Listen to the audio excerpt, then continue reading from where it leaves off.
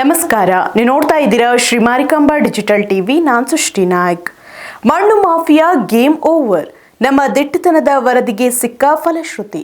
ಹೌದು, ಶಿರಸಿಯಲ್ಲಿ ನಡೆಯುತ್ತಿದ್ದ ಅಕ್ರಮ ಮಣ್ಣು ದಂಧೆಯನ್ನು ಬಯಲಿಗೆಳೆದ ನಮ್ಮ ವರದಿ ಜಿಲ್ಲೆಯಲ್ಲೇ ಮಿಂಚಿನ ಸಂಚಲನವನ್ನೇ ಸೃಷ್ಟಿಸಿದ. ದಂಧೆಕೋರರಿಗೆ ಎದೆ ನಡುಗುವಂತೆ ಮಾಡಿದ. ಸದ್ಯ ಮಾಫಿಯಾ ಜಾಲದ ಸದ್ದಡಗಿದ.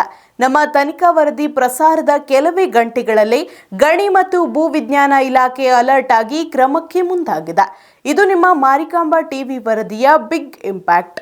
ಹಾಗಾದ್ರೆ ದಂಧೆಕೋರರ ಜಾಡು ಹಿಡಿದು ಹೊರಟ ನಮ್ಮ ತಂಡ ಈ ಡೇರಿಂಗ್ ವರದಿ ಮಾಡಿದ್ದು ಹೇಗೆ, ಅಕ್ರಮ ಬಯಲಿಗೆಳೆದಿದ್ದು ಹೇಗೆ ಅನ್ನೋದರ ಬಗ್ಗೆ ಪಿನ್ ಟು ಪಿನ್ ಮಾಹಿತಿಯನ್ನ ನಿಮ್ಮ ಮುಂದೆ ಇಡ್ತೀವಿ ನೋಡಿ.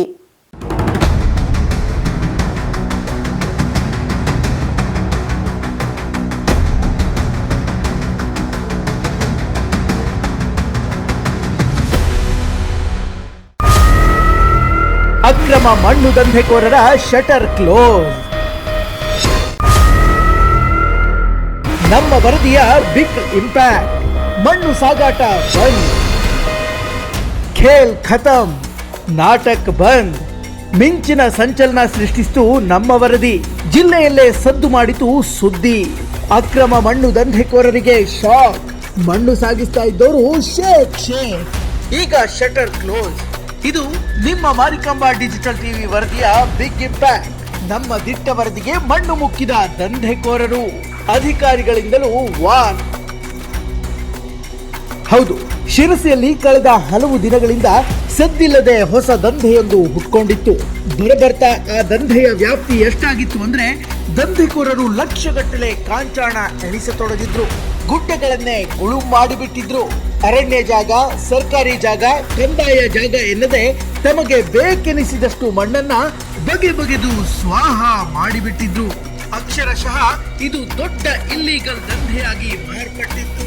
ಬೆಟ್ಟ ಅಗೆಯೋದು, ಮಣ್ಣು ತೆಗೆಯೋದು, ಸೈಟ್ಗಳಿಗೆ ತುಂಬೋದು, ಅದೊಂದು ವ್ಯವಸ್ಥಿತ ಜಾಲ. ನೂರಾರು ಲೋಡ್ ಮಣ್ಣು ವಾಣಿಜ್ಯ ಉದ್ದೇಶಗಳಿಗೆ, ರಿಯಲ್ ಎಸ್ಟೇಟ್ ಲೇಔಟ್ ನಿರ್ಮಾಣಕ್ಕೆ ಸಪ್ಲೈ ಆಗ್ತಾ ಇದ್ರು. ಅಧಿಕಾರಿಗಳು ಮಾತ್ರ ಗಪ್ಚುಪ್ ಆಗಿದ್ರು. ಮಣ್ಣು ಸಾಗಿಸುವ ದಂಧೆ ಬಗ್ಗೆ ಅರಿವೇ ಇರಲಿಲ್ಲ. ಅಕ್ರಮದ ಜಾಡು ಹಿಡಿದು ಹೊರಟಿದ್ದ ನಮ್ಮ ತಂಡಕ್ಕೆ ಶಾಕ್. ಬಹುಶಃ ಇದೊಂದು ದೊಡ್ಡ ಮಾಫಿಯಾ ಅನ್ನೋದೇ ಬಹಳ ಜನರಿಗೆ ಗೊತ್ತಿರಲಿಲ್ಲ. ಮಣ್ಣಿಗೆ ಇಷ್ಟೆಲ್ಲ ಬೆಲೆ ಇದೆ ಅನ್ನೋದು ಅರಿವಿರ್ಲಿಲ್ಲ ಅನಿಸುತ್ತೆ. ಆದ್ರೆ ಅಂತಹ ದಂಧೆಯನ್ನ ಬಯಲಿಗೆಳೆಯೋದಕ್ಕೆ ನಮ್ಮ ತಂಡ ಮಾಫಿಯಾದ ಜಾಡು ಹಿಡಿದು ಹೊರಟಿತ್ತು. ಮುಂದೆ ಎದುರಾಗಿದ್ದು ಎಲ್ಲ ಸವಾಲುಗಳೇ. ಎಸ್, ಈ ಹಿಂದೆ ಶಿರಸಿಗೆ ಇಲ್ಲಿಗಲ್ ಮರಳು ಬರುತ್ತಿರೋ ಬಗ್ಗೆ ನಿಮ್ಮ ಮಾರಿಕಾಂಬಾ ಡಿಜಿಟಲ್ ಟಿವಿ ತಂಡ ಸ್ಟಿಂಗ್ ಆಪರೇಷನ್ ನಡೆಸಿ ಪಟ ಬಯಲು ಮಾಡಿತ್ತು. ಆ ವರದಿ ಯಾವ ಮಟ್ಟದಲ್ಲಿ ಸಂಚಲನ ಸೃಷ್ಟಿಸಿತ್ತೋ ಅದೇ ರೀತಿ ಮಣ್ಣು ಮಾಫಿಯಾ ವರದಿಗೂ ಅಷ್ಟೇ ಪ್ರತಿಕ್ರಿಯೆ ವ್ಯಕ್ತವಾಗಿದೆ. ಸಾರ್ವಜನಿಕರು ನಮ್ಮ ವರದಿಗೆ ಭೇಷ್ ಅಂದಿದ್ದಾರೆ. ಶಿರಸಿ ಸುತ್ತಮುತ್ತಲಿನ ಹಳ್ಳಿಯ ಜನ ನಮ್ಮ ಬೆನ್ನು ತಟ್ಟಿದ್ದಾರೆ. ಅಧಿಕಾರಿಗಳು ಕ್ರಮ ಕೈಗೊಂಡಿದ್ದಾರೆ. ನ್ಯೂಸ್ ಅಂದ್ರೆ ಇದು. ನ್ಯೂಸ್ ಅಂದ್ರೆ ಇಂಪ್ಯಾಕ್ಟ್ ಮಾಡಬೇಕು.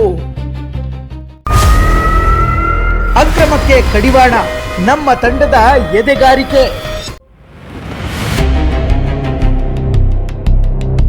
ದಂಧೆಕೋರರನ್ನ ನಡುಗಿಸೋದಕ್ಕೆ ನಿಜಕ್ಕೂ ಗಟ್ಟಿಗುಂಡಿಗೆ ಬೇಕು. ಅದರಲ್ಲೂ ಪ್ರಭಾವಿಗಳು, ರಿಯಲ್ ಎಸ್ಟೇಟ್ ವ್ಯವಹಾರ ನಡೆಸೋರನ್ನ ಎದುರು ಹಾಕಿಕೊಂಡು ವರದಿ ಮಾಡೋದು ಸುಲಭದ ಕೆಲಸವೇ ಅಲ್ಲ. ಆದ್ರೆ ಎಲ್ಲವನ್ನೂ ಮೀರಿ ಎಂತಹದ್ದೇ ರಿಸ್ಕ್ ಇದ್ದರೂ ನಮ್ಮ ತಂಡ ದಿಟ್ಟತನದಿಂದ ವರದಿ ಮಾಡಿದೆ. ಸದ್ಯ ಅಕ್ರಮಕ್ಕೆ ಕಡಿವಾಣ ಬಿದ್ದಿದೆ. ಅವ್ಯಾಹತವಾಗಿ ನಡೀತಾ ಇದ್ದ ಮಣ್ಣು ಸಾಗಾಟ ಬಂದ್ ಆಗಿದೆ. ಮಣ್ಣು ತೆಗೆದು ಸಾಗಾಟ ಮಾಡಲು ಪರ್ಮಿಷನ್ ಕಡ್ಡಾಯ. ಶಿರಸಿ ಸುತ್ತಮುತ್ತ ಬೇಕಾಬಿಟ್ಟಿಯಾಗಿ ನಡೀತಾ ಇತ್ತು ದಂಧೆ.